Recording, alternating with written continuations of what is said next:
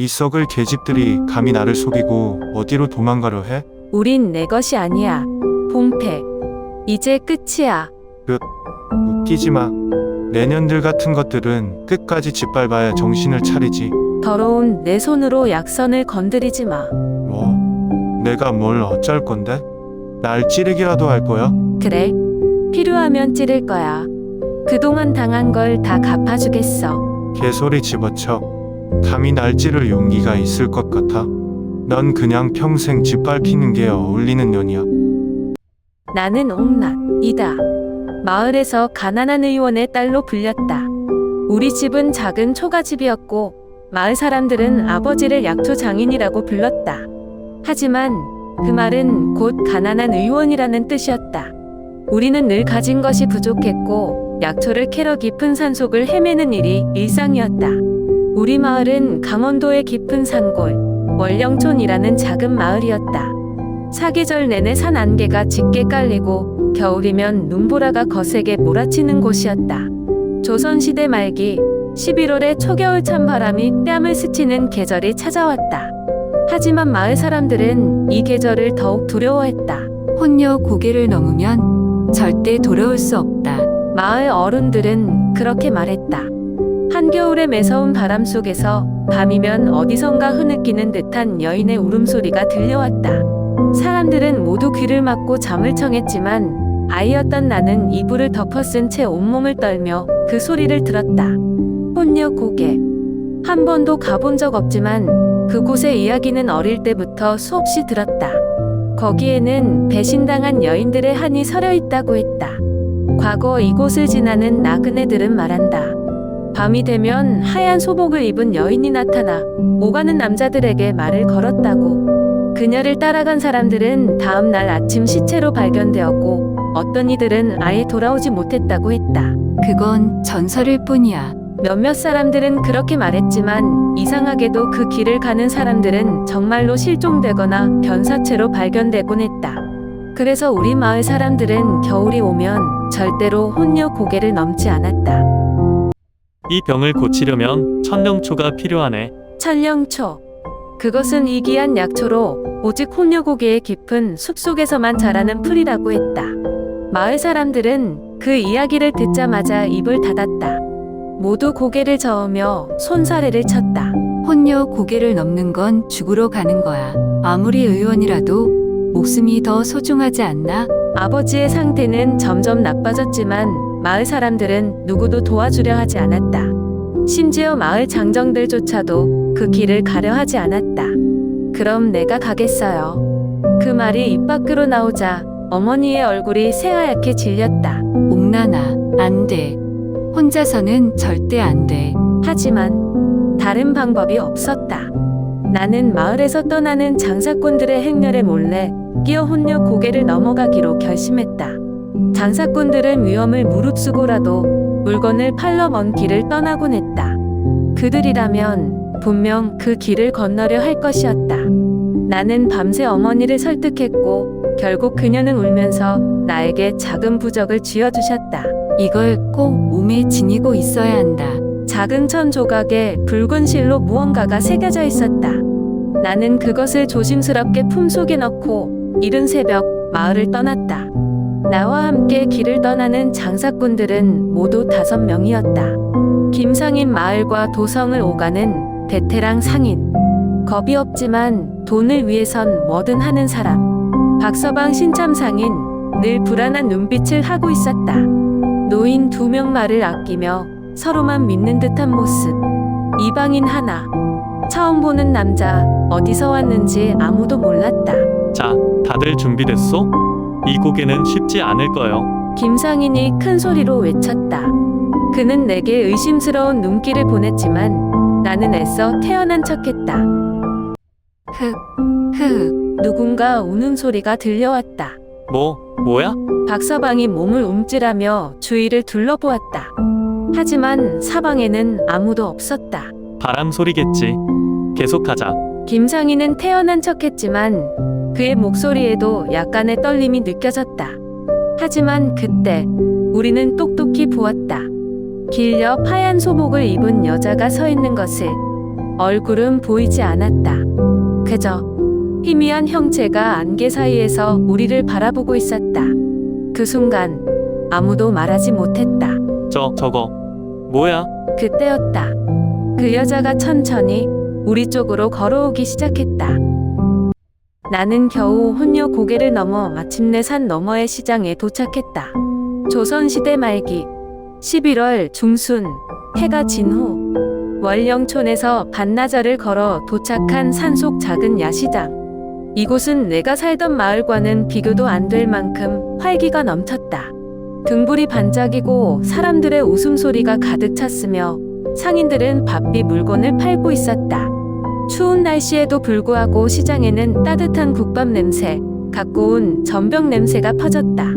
나는 사람들 사이를 헤치고 설령초를 구할 만한 곳을 찾고 있었다. 하지만 갑자기 시장 한가운데에서 날카로운 비명이 들려왔다. 나는 본능적으로 고개를 돌렸다. 그곳에는 한 여인이 남자들에게 끌려가고 있었다. 싫어요. 놓으세요. 여인은 약선이었다. 내 또래로 보이는 그녀는 깨끗한 한복을 입고 있었지만 옷자락이 이미 찢어지고 있었다. 그녀의 눈에는 두려움이 가득했고 입술은 파랗게 떨리고 있었다. 그녀를 끌고 가는 남자는 시장에서 유명한 봉태. 그는 마을에서도 악명 높은 인간이었다. 도박으로 모든 돈을 날리고 술만 마시면 사람을 패고 빚을 갚지 못하면 폭력을 휘두르는 인간. 그런데 그런 놈이 약선을 잡아 끌고 있었다. 나는 심장이 쿵 내려앉는 걸 느꼈다. 그만둬. 나는 용기 내어 뛰어들어 약선의 손을 붙잡았다. 그녀의 손은 얼음장처럼 차가웠다. 놓으라고. 봉태는 내 쪽을 힐끗 보더니 비웃듯이 코웃음을 쳤다. 이게 뭐야? 어디서 굴러온 개집이 감히 내 일을 방해해? 나는 온몸을 떨면서도 약선의 손을 놓지 않았다. 내가 돈 줬어. 그럼 내 거지. 나는 머리가 띵해졌다. 무슨 소리야? 사람이 어떻게 돈 주고 사고 파는 물건이야? 이 마을에선 내가 원하면 뭐든 내 거야. 너 어디서 왔는지 모르겠지만 주제 넘는 짓 하지 마라. 봉태는 내 손을 거칠게 쳐냈다.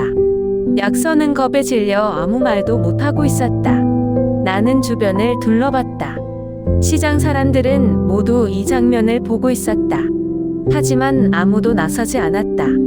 다들 뭐 해요? 못 보셨어요? 나는 도움을 요청했지만 사람들은 애써 눈을 돌렸다. 애초에 저 집안이 빚이 많아서 딸을 내준 거지. 우린 상관할 바가 아니야. 괜히 끼어들었다가 봉패한테 찍히면 우리만 피곤해. 시장 사람들은 그저 자기 일이 아니라고 생각할 뿐이었다. 나는 손을 꽉 쥐었다. 너희들은 사람이 아니야? 봉패는 다시 한번 약선을 세게 끌어당겼다. 좋아. 내가 그렇게 정의롭다면 날 이길 방법을 찾아보든가. 나는 무슨 수를 써야 할지 몰랐다. 내가 할 수 있는 건 아무것도 없었다. 그렇게 약선은 내 눈앞에서 어둠 속으로 사라져갔다. 나는 그대로 얼어붙었다. 심장은 뛰었지만 몸이 움직이지 않았다. 내가 이렇게 힘이 없다는 것이, 이렇게 무기력하다는 것이 너무 화가 났다. 나는 그 자리에서 멍하니 서 있다가 조용히 입술을 깨물었다. 이대로 포기할 순 없어. 나는 약선을 구하기로 결심했다. 그녀가 끌려간 곳이 어디인지, 봉태가 어떤 놈인지, 도와줄 수 있는 사람이 있는지, 이 시장에는 분명 나 같은 생각을 하는 사람이 있을 것이다. 나는 약선을 구하지 못했다. 그녀는 봉태에게 끌려갔고 나는 무력하게 서 있었다. 분하고 화가 나고 가슴이 찢어질 듯 아팠지만 지금 당장 내가 해야 할 일은 따로 있었다. 나는 아버지를 살려야 했다. 나는 약초를 손에 쥔 채 다시 장사꾼 무리에 합류했다. 그들은 이미 시장에서 필요한 거래를 마치고 서둘러 산을 넘으려 했다. 이유는 뻔했다. 밤이 깊어지기 전에 혼녀 고개를 벗어나야 한다. 혼녀 고개는 원래도 위험한 곳이지만 특히 밤에는 절대 넘지 않는 곳이었다. 그런데 우리는 어쩔 수 없이 그 금기를 깨고 있었다. 산길에 들어서자마자 날씨가 급격히 변하기 시작했다. 찬바람이 옷 속까지 파고들었고 눈발이 점점 거세졌다. 처음엔 그저 가벼운 눈이었다. 하지만 1시간도 채 지나지 않아 시야가 거의 보이지 않을 정도로 강해졌다. 나는 두껍게 몸을 감쌌지만 여전히 추웠다. 그때부터 이상한 소리가 들리기 시작했다. 우우. 마치 여인들의 흐느낌처럼 들리는 소리가 바람 속에 섞여 있었다. 나는 걸음을 멈추고 주위를 둘러보았다. 하지만 내 곁에는 장사꾼들 뿐이었다. 그 순간 누군가가 나를 힐끔 바라보았다. 이 계집이 우리랑 같이 가야 해?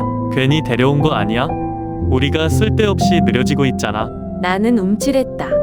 장사꾼 중 몇몇이 작은 목소리로 속닥이며 나를 쳐다보고 있었다.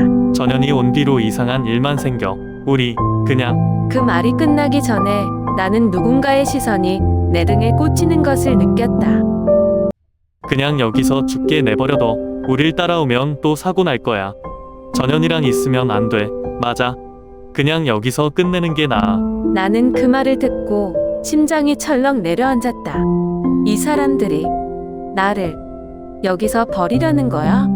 나는 차가운 눈 위에서 떨리는 목소리로 외쳤다. 왜 이러는 거야? 내가 불길해서 그래. 너만 없었어도 우린 벌써 이 고개를 넘었을 거야. 나는 숨을 헐떡이며 소리쳤다. 그게 내 잘못이야? 나는 아버지를 살리러 가야 해. 우리도 살아야 하거든. 그들은 한마디 더 하지 않고 그대로 발길을 돌렸다. 나는 눈 속에서 몸을 일으키려고 했지만 손이 얼어붙어 힘이 들어가지 않았다. 눈보라가 점점 거세졌다. 그리고 나는 그들이 사라지는 것을 지켜볼 수밖에 없었다. 눈 속의 공포. 나는 홀로 남겨졌다. 온몸이 얼어붙었고 손가락은 감각이 없어졌다. 바람 속에서 다시 그 소리가 들려왔다. 우우. 아까보다 더 가까이서. 나는 이제야 깨달았다. 이제부터가 진짜 시작이라는 것을. 장사꾼들에게 배신당하고 혼자 남겨진 나는 더 이상 움직일 힘조차 없었다. 손끝은 얼어 감각이 사라졌고 호흡은 점점 느려졌다. 그런데 어둠 속에서 무언가 다가오는 소리가 들렸다. 처음에는 바람 소리인 줄 알았다. 하지만 그것은 짐승들의 발소리였다. 나는 숨을 죽였다. 눈앞 희미한 빛 속에서 여러 마리의 늑대가 서 있었다. 회색 털이 바람에 흩날리고 노란빛을 띤 눈들이 어둠 속에서 빛났다. 나는 본능적으로 알았다. 저들은 나를 사냥감으로 보고 있다. 늑대들은 나를 둘러싸며 서서히 다가왔다. 그때 나는 깨달았다. 이대로라면 나는 장사꾼들에게 배신당해 죽는 게 아니라 짐승들에게 찢겨 죽을 것이다. 나는 몸을 움직이려 했지만 손끝 하나 까딱할 수 없었다. 끝났어. 그 순간 그와 귀를 찢는 듯한 굉음이 산을 뒤흔들었다. 나는 순간 숨이 멎는 줄 알았다. 눈앞에서 거대한 그림자가 천천히 나타났다. 호랑이였다. 하지만 그냥 호랑이가 아니었다. 그것은 신령스러울 만큼 아름다웠다. 몸집은 성인 남자 2~3명을 합친 것보다 컸다. 눈은 황금빛으로 빛났고 온몸은 새하얀 털로 뒤덮여 있었다. 그리고 걸을 때마다 땅의 희미한 빛이 번져나갔다. 늑대들은 본능적으로 두려움을 느꼈는지 즉시 뒷걸음질 쳤다. 하지만 호랑이는 단 한 걸음도 물러서지 않았다. 늑대들이 날카로운 울음을 내지르며 도망쳤다. 그리고 호랑이는 나를 바라보았다. 나는 숨을 삼켰다. 이제 나도 끝이구나. 나는 온몸이 얼어붙어 도망칠 수도 없었다. 호랑이는 조용히 다가왔다. 점점 가까워졌다. 숨결이 닿을 정도로 가까운 거리에서 호랑이는 나를 바라보았다. 나는 눈을 감았다. 하지만 호랑이는 나를 해치지 않았다. 대신 그 커다란 머리를 내 앞으로 낮추더니 내 손등을 살짝 핥았다. 나는 그 순간 깨달았다. 이 호랑이는 단순한 짐승이 아니었다.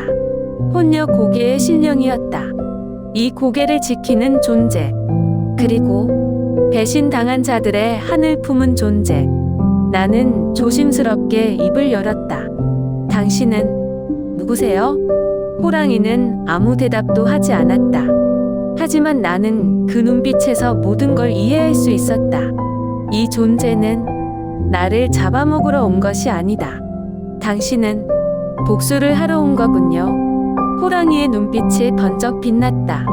그 순간 나는 알았다. 이제부터 무언가가 시작될 것이라는 걸. 밤새 눈 속에서 헤매던 나는 해가 뜨자 간신히 몸을 일으켜 산을 내려갔다. 눈보라는 잦아들었지만 산은 여전히 을씨년스러웠다. 그런데 나는 곧 믿기 힘든 광경을 보게 되었다. 산길을 따라 내려오던 나는 눈 위에 널브러진 시체들을 발견했다. 나를 배신했던 장사꾼들.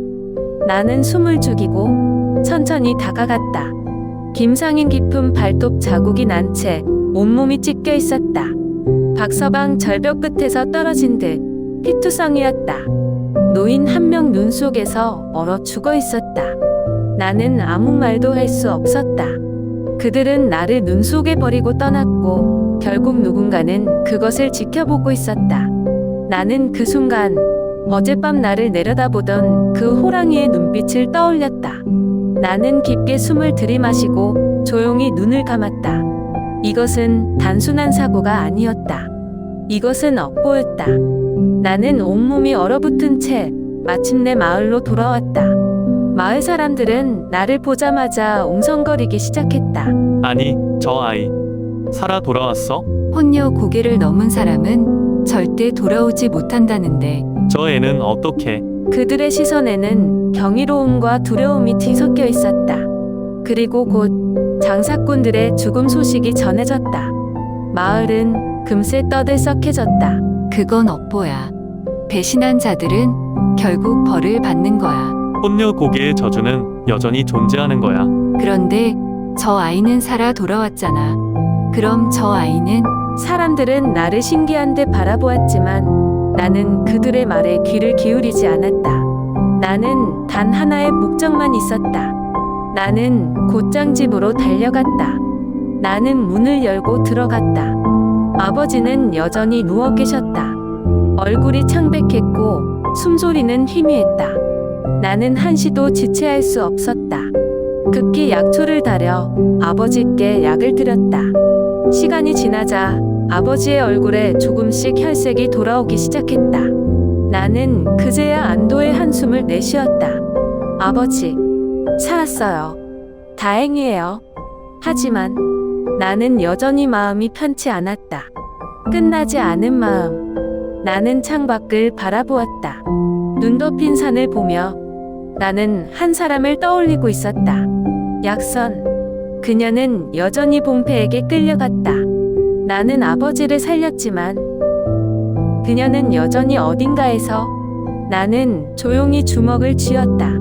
이제부터 내가 해야 할 일이 하나 더 남아 있었다. 나는 몇 년 만에 약선을 다시 만났다. 시간이 이렇게나 흘렀는데도 나는 약선을 한순간도 잊은 적이 없었다. 혼녀 고개에서 살아 돌아온 뒤 나는 마을에서 아버지를 돌보며 조용히 살아갔다. 하지만 약선의 소식이 들릴 때마다 마음이 쓰였다. 그리고 이제 나는 직접 그녀를 보러 왔다. 약선은 더 이상 예전의 약선이 아니었다. 그녀는 마당에서 허리를 굽힌 채 빨래를 하고 있었다. 손목은 말라붙었고 피부는 창백했다. 한때 그렇게 맑고 빛나던 눈동자는 이제는 생기 없는 유리구슬 같았다. 나는 숨을 삼키고 조용히 그녀를 불렀다. 약선아. 그녀의 손이 멈췄다. 천천히 고개를 들었다. 나를 보았다. 그리고 그녀의 눈에서 눈물이 흘렀다. 나는 서둘러 그녀에게 다가갔다. 약선아, 나야. 옥난이야. 약선은 입을 열었다. 정말 너야? 나는 그녀의 손을 잡았다. 너무나도 차가웠다. 그래, 나야. 약선아, 너. 나는 더 이상 말을 잇지 못했다. 그녀는 한참 동안 아무 말도 하지 않았다. 그러다 조용히 입을 열었다.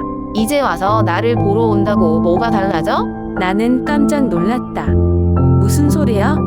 약선은 천천히 하지만 단호하게 말했다. 너는 아직도 나를 구할 수 있다고 생각해? 나는 그녀를 끌어안았다. 너 이렇게 살 수 없어. 같이 떠나자. 그녀는 웃었다. 하지만 너무나도 슬픈 웃음이었다. 여기서 나갈 수 있을 거라고 생각해? 여긴 감옥이야. 옥나나 나는 그녀를 잡고 간절히 말했다. 나랑 가자, 약선아. 우린 다시 시작할 수 있어. 그러자 그녀는 고개를 저었다. 여길 나가면 그놈들이 가만히 둘 것 같아? 무슨 소리야? 그냥 도망친다고 끝나는 게 아니야. 옥나나 여긴 조선이야. 나는 숨을 삼켰다. 그래도 너 이렇게 살 순 없어. 나는 이미 오래전에 죽은 거나 다름없어. 나는 약선의 손을 꼭 잡았다. 아니, 넌 살아있어. 아직 늦지 않았어. 그 순간 약선의 얼굴이 흔들렸다. 하지만 멀리서 발소리가 들려왔다. 나는 긴장하며 주위를 둘러봤다. 약선, 어디 있는 거야? 봉폐였다. 그날 밤 우리는 모든 것을 걸고 탈출을 감행했다. 약선과 나는 집안 사람들이 깊이 잠든 틈을 타 살금살금 문을 열고 밖으로 나왔다. 심장은 마구 뛰었고 손은 식은땀으로 젖었다. 이대로 빠져나가면 이제 자유다. 하지만 운명은 그렇게 쉽게 우리를 놓아주지 않았다. 대문 앞에 다다른 순간 어둠 속에서 커다란 그림자가 나타났다. 봉폐였다. 그는 술 냄새를 풍기며 붉어진 눈으로 우리를 노려보고 있었다. 도망가려고? 약선이 몸을 떨며 내 손을 꽉 잡았다. 나는 그녀의 손을 힘껏 쥐며 똑바로 봉폐를 바라보았다.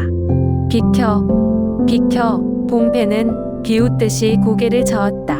이런 하찮은 계집들이 나를 속이고 어디로 가겠다는 거냐? 그는 한 걸음씩 다가왔다. 내 집에서 밥을 축내던 계집이 이제 와서 날 배신해? 나는 주머니 속에 작은 칼자루를 꽉 쥐었다. 우리는 너한테서 도망치는 게 아니야. 내가 우리를 내버려 두지 않으니까 떠나는 거야. 봉태가 비웃었다. 그래? 그럼 내가 아예 발을 못 움직이게 만들어 줄까? 나는 칼을 빼내려 했다. 하지만 그보다 먼저 그와 산을 울리는 포효가 밤 공기를 찢어놓았다. 순간 모든 소리가 사라졌다. 바람이 멎었다. 달빛마저 희미해졌다. 그리고 숲속에서 황금빛 눈이 번쩍였다.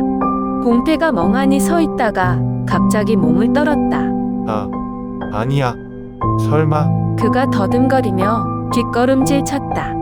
어둠 속에서 신령한 호랑이가 모습을 드러냈다. 나는 숨을 삼켰다. 바로 그 호랑이였다. 혼녀 고개에서 나를 지켜보던 존재. 그것이 천천히 걸어 나왔다. 눈은 마치 모든 것을 꿰뚫어 보는 듯한 깊은 빛을 띠고 있었다. 봉폐의 얼굴이 창백해졌다. 이건 그냥 짐승이 아니야. 나는 봉태가 왜 그렇게 떠는지 알 것 같았다. 그가 본 것은 단순한 호랑이가 아니었다. 혼녀 고개에 원혼이 담긴 존재. 배신자들의 피를 기억하는 심판자. 봉폐는 이제야 깨달았다. 그가 도망칠 곳은 없다는 것을. 그 순간 호랑이가 그를 향해 도약했다. 봉폐는 살기 위해 비명을 지르며 도망치려 했지만 이미 늦었다. 거대한 발톱이 그의 몸을 핥혔다. 그는 피투성이가 된 채 땅에 쓰러졌다. 살려줘. 제발 살려줘. 하지만 호랑이는 그의 간청을 들을 존재가 아니었다. 그것은 이미 오래전부터 그를 기다려왔다. 한순간 강력한 턱이 봉폐의 목덜미를 물어뜯었다. 나는 얼굴을 돌렸다. 하지만 귀를 틀어막아도 그의 마지막 비명은 너무도 선명하게 들렸다. 그리고 모든 것이 조용해졌다. 집안 사람들이 뛰쳐나왔다. 그들은 봉폐가 처참하게 쓰러진 것을 보자 말도 잇지 못했다. 그중 한 명이 벌벌 떨며 중얼거렸다. 혼녀 고개의 저주. 정말이었어? 그들은 아무도 감히 호랑이를 막지 못했다. 왜냐하면 그들도 알았기 때문이다. 이것이 단순한 사고가 아니라는 것을. 업보는 반드시 돌아온다. 그리고 이제 봉패가 그 값을 치렀을 뿐이다. 호랑이는 조용히 피 묻은 발을 핥았다. 그리고 마지막으로 나를 바라보았다. 나는 눈빛을 받아들였다. 그리고 그것은 아무런 미련도 없이 어둠 속으로 사라졌다. 나는 약선과 함께 떠났다. 이제 우리를 막을 사람은 없었다. 어둠을 넘어 우리는 새로운 길을 향해 걸었다. 마지막으로 나는 한 번 더 산을 돌아보았다. 그리고 조용히 속삭였다. 고마워. 빛이 천천히 하늘을 밝히기 시작했다. 우리의 새로운 날이 그렇게 시작되었다. 그날 밤 이후 아무도 봉패의 죽음을 입에 올리지 않았다. 마을 사람들은 그의 처참한 최후를 보았지만 누구도 그것에 대해 깊이 파고들지 않았다. 그들은 본능적으로 알고 있었다. 이것은 단순한 사고가 아니라 업보였다. 나는 약선과 함께 마을을 떠났다. 우리를 막는 사람은 없었다. 이제 가자. 약선아. 그녀는 조용히 고개를 끄덕였다. 우리는 짐이라고 몇 벌의 옷과 조금의 곡식뿐이었다. 하지만 그것으로 충분했다. 어디로 가야 하지? 어디든 상관없어. 여기만 아니면 돼. 마을을 벗어나면서 나는 마지막으로 한번 뒤를 돌아보았다. 이곳에서 나는 많은 것을 잃었고 또 많은 것을 깨달았다. 그리고 이제 나는 뒤를 돌아보지 않기로 했다. 우리는 오래된 길을 따라 멀리 떠났다. 며칠을 걸어 산 깊숙이 자리한 작은 마을에 도착했다. 이곳은 우리가 살았던 마을과 달랐다. 사람들은 우리를 신경 쓰지 않았고 그저 낯선 나그네로 대할 뿐이었다. 우리는 산자락 아래 작은 집을 얻어 정착했다. 낮에는 함께 밭을 갈고 나무를 캐며 생계를 꾸렸다. 밤에는 따뜻한 초롱불 아래에서 서로의 상처를 어루만졌다. 약선은 처음엔 말을 많이 하지 않았다. 하지만 시간이 지날수록 그녀는 조금씩 웃기 시작했다. 나는 그 모습을 보며 속으로 다짐했다. 이제부터는 절대 그녀를 혼자 두지 않겠다. 밤이 되면 나는 종종 집 앞에 앉아 하늘을 올려다보았다. 달빛이 비추는 산속에서 나는 어렴풋이 숲속의 그림자를 보았다. 멀리 안개 낀 나무들 사이에서 한 쌍의 황금빛 눈동자가 반짝였다. 나는 알 수 있었다. 그가 여전히 지켜보고 있구나. 그 호랑이는 이제 더 이상 두렵지 않았다. 나는 오히려 감사한 마음으로 조용히 고개를 끄덕였다. 그것은 우리를 위협하는 존재가 아니라 보호하는 존재였다. 세월이 지나도 혼녀 고개의 전설은 사라지지 않았다. 누군가는 그것을 공포스러운 이야기로 전했고 누군가는 그것을 정의로운 심판의 이야기로 전했다. 하지만 한 가지는 분명했다. 업보는 반드시 돌아온다. 그리고 사랑과 배신이 얽힌 곳에는 황금빛 눈동자가 다시 나타날 것이다.